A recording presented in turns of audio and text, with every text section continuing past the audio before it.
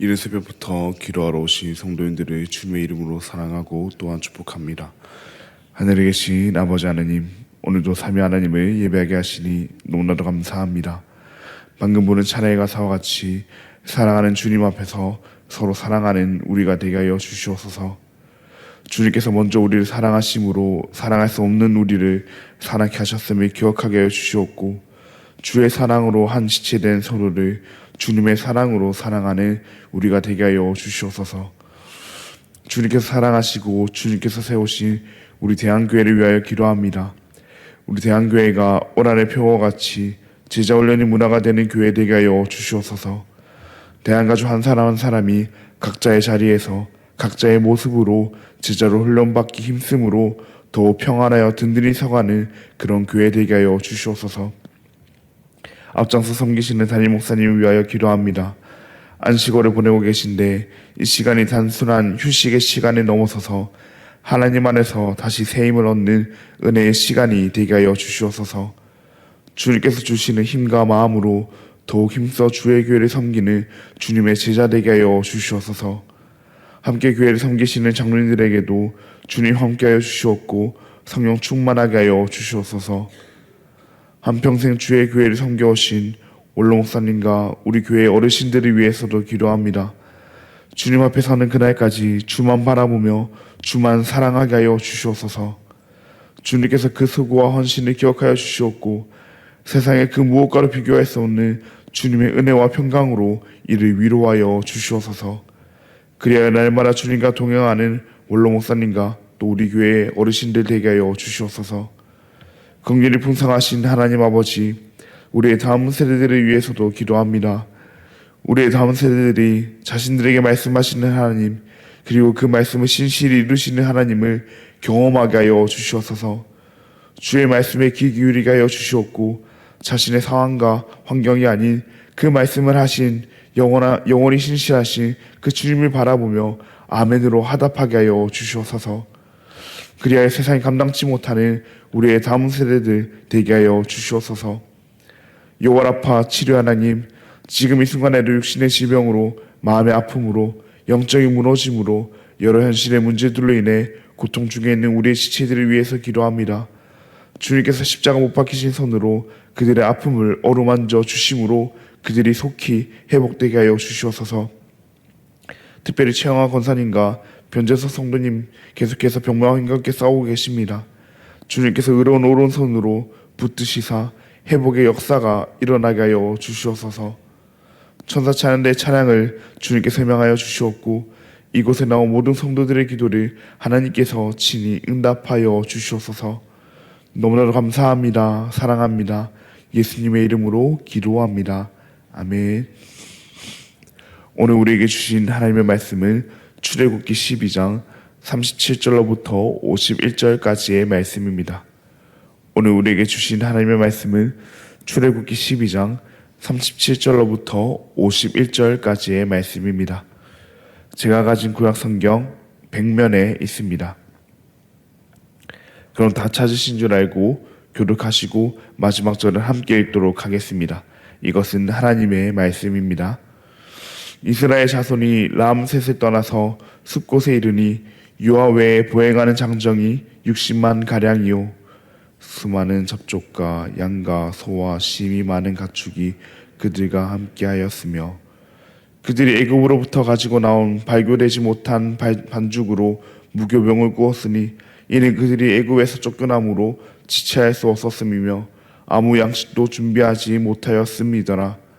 이스라엘 자손이 애굽에 거주한 지 430년이라. 430년이 끝나는 그날에 여호와의 군대가 다 애굽 땅에서 나왔은즉 이 밤은 그들을 애굽 땅에서 인도하여 내심으로 말미암아 여호와 앞에 지킬 것이니 이는 여호와의 밤이라. 이스라엘 자손이 다 대대로 지킬 것이니라. 여호와께서 모세와 아론에게 이르시되 유월절 규례는 이러하니라. 이방 사람은 먹지 못할 것이나 각 사람이 돈으로 산 종은 할례를 받은 후에 먹을 것이며 거류인과 타고 품꾼은 먹지 못하리라. 한 집에서 먹되 그 고기를 조금도 집 밖으로 내지 말고 뼈도 꺾지 말지며 이스라엘 회중이 다 이것을 지킬지니라. 너희와 함께 거류하는 타국인이 여호와의 유월절을 지키고자 하거든 그 모든 남자는 할례를 받은 후에야 가까이 하여 지니라. 곧 그는 봉토인과 같이 될 것이나 할례 받지 못한 자는 먹지 못할 것이니라. 본토인에게나 너희 중에 거류하는 이방인에게 이 법이 동일하니라 하셨으므로 온 이스라엘 자손이 이와 같이 행하되 여호와께서 모세와 아론에게 명령하신 대로 행하였으며. 함께 읽겠습니다. 바로 그날에 여호와께서 이스라엘 자손을 그 무리대로 애굽 땅에서 인도하여 내셨더라. 아멘. 오늘은 여호와의 밤이라는 제목으로 함께 말씀을 나누고자 합니다. 사랑하는 여러분, 아침과 밤 중에 어느 때를 더 선호하십니까? 저는 개인적으로는 아침보단 밤을 더 선호하는 편입니다. 그런데 동시에 밤을 더 무서워하기도 합니다. 귀신이 나올까봐 그런 이유는 아니고 어둡다 보니 갑자기 뭐가 튀어나올지 모르기 때문에 무서워합니다. 특히 저는 벌레를 무서워하기 때문에 솔직히 말씀드리면 갑자기 벌레가 튀어나올까봐 밤을 더 무서워하곤 합니다. 저와 같은 이유가 아니더라도 우리는 대개 밤을 무서워합니다. 실제로 밤이 되면 괜히 마음이 더 약해집니다. 낮에는 괜찮았던 걱정도 밤이 되면 더 크게 느껴집니다. 앞이 보이지 않는 것 같고 혼자인 것 같고 불안하고 두려운 마음이 찾아옵니다. 그래서 사람들은 밤에 대해 부정적인 이미지를 가지고 있습니다. 밤이라고 하면 이 외로움의 시간, 두려움의 시간, 눈물의 시간으로 우리가 생각하곤 합니다. 이는 출애굽 전 이스라엘 백성들에게도 마찬가지였습니다. 기나긴 시간 동안 애굽에 종살이하던 그 시간이 그들에게 언제 끝날지 알 수 없는 그 고통의 밤이었습니다. 특별히 애굽 온 땅의 마지막 재앙이 내리던 그날 밤은 더더욱 무서운 밤이었습니다. 언제 무슨 일이 일어날지 모르는 밤, 애굽 전역에 죽음의 그림자가 드리워진 밤, 긴장과 두려움이 가득한 그런 밤이었습니다. 그런데 오늘 본문 가운데 하나님께서는 그 밤을 단순히 어둠의 밤이라 부르지 않으십니다.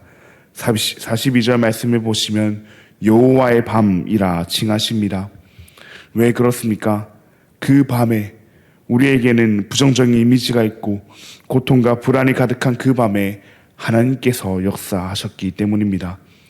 오늘 말씀을 통해 그 밤에 역사하신 하나님께서 우리의 밤에도 역사하실 것임을 소망하기를 바랍니다.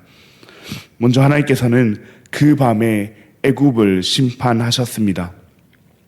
애굽의 모든 처음 난 아들 장자를 죽게 하셨고 그토록 강해 보이던 바로의 권세도 그 밤에 무너지게 하셨습니다. 분명 바로의 권세는 애굽의 힘은 영원할 것 같았습니다. 그 영원할 것 같은 힘 앞에 이스라엘 백성들은 종살이했으며 그 고통의 밤은 도저히 끝날 기미가 보이지 않았습니다. 실제로 애굽은 수백 년 동안 이스라엘을 붙잡고 놓아주지 않았습니다. 이스라엘을 목살게 굴었으며 그들을 학대했습니다. 그러나 아무리 강해 보이던 그들도 하나님 앞에선 한순간에 무너졌습니다. 이스라엘은 애굽의 힘이 너무나 커 보여 두려워했지만 하나님께서는 그 밤에 그 모든 권세를 꺾어 버리셨습니다.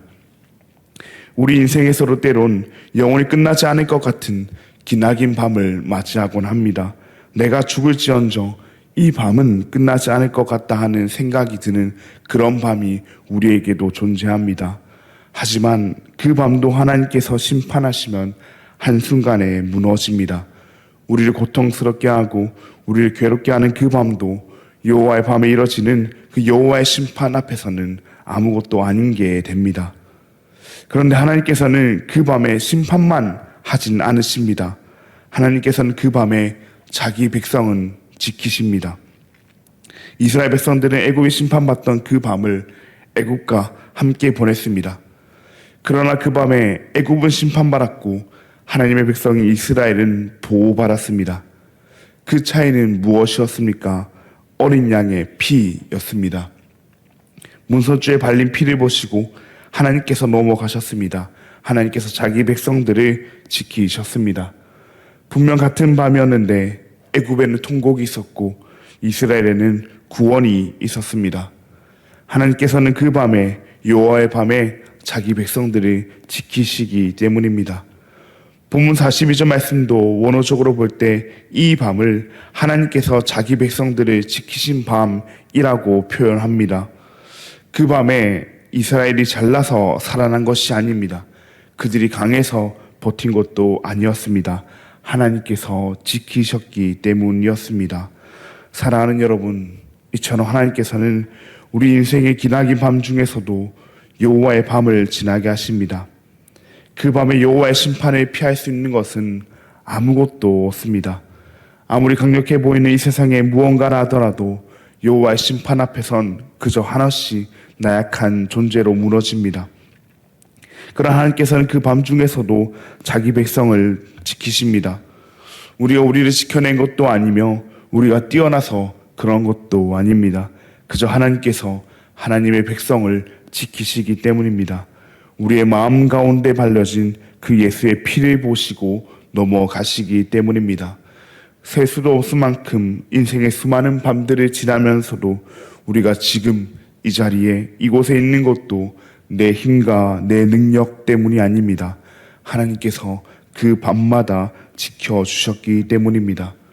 하나님께서는 보이지 않는 순간에도 우리가 알지 못하는 그 위험 속에서도 언제나 자기 백성을 붙들고 계십니다. 뿐만 아니라 하나님은 자기 백성을 인도하기도 하십니다. 오늘 본문 37절에 보시면 이스라엘 백성들이 드디어 람셋에서 출발하여 숫곳으로 나아갑니다. 출애굽을 시작합니다. 람셋은 이스라엘이 종살이하던 자리였습니다. 억압받던 자리였습니다. 그런데 하나님께서 그들을 그 자리에서 끌어내십니다. 그리고 숫곳으로 인도하십니다. 이 숫곳은 장막, 초막이라는 뜻을 가지고 있습니다. 이제 이스라엘은 그 애굽의 견고한 성이 아니라 하나님만 의지하며 광야를 걸어가는 하나님의 백성된 삶을 살아가기 시작하는 것입니다. 430년이라는 시간 동안 기나긴 밤을 보냈지만 하나님께서는 자기 백성을 그저 그 밤 가운데 내버려 두지 않으셨습니다. 밤 가운데서 이끌어내셨습니다. 그러므로 그 밤은 끝이 아니라 새로운 시작의 밤이었습니다. 애굽의 종이 아닌 하나님의 백성이 되는 그런 밤이었습니다. 그렇게 오늘 본문 43절 이하를 보시면 하나님께서 다시 유월절 규례에 대해 말씀하고 계십니다.